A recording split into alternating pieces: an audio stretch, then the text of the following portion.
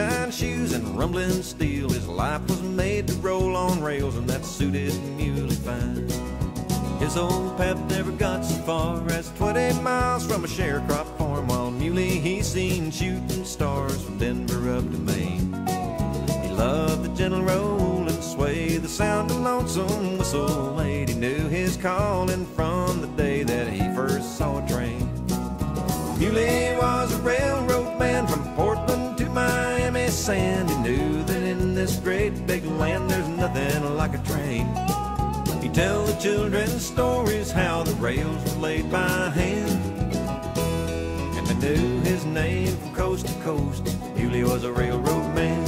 Muley was a railroad man. He'd spend his off days at the yard, and he knew each engine there by heart. He could have taken one apart, but they never let him try. He said, we've all got a gift to use. Some drive the train, some shine the shoes. The engineer may get folks there, but me, I make them smile. He always spoke about the time Woodrow Wilson rode the line and tipped him $20 gold he carried till he died. But he'd have praised the Lord if someone laid a quarter in his hand.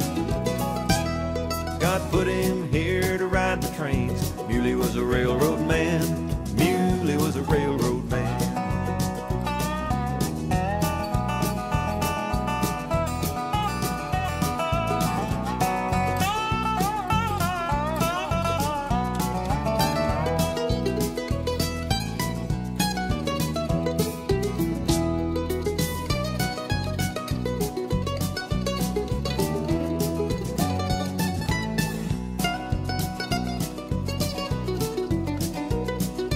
Muley spent his golden years explaining throttles, wheels, and gears. Caretaker for the train museum at the Dallas County Fair.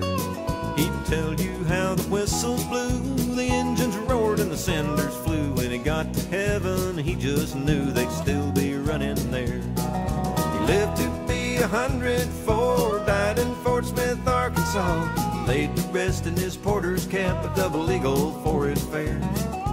When I step off heaven's train, he'll have my bags in hand, with a smile and a yes sir right on time. Muley was a railroad man. Muley was a railroad man. Muley was a railroad man.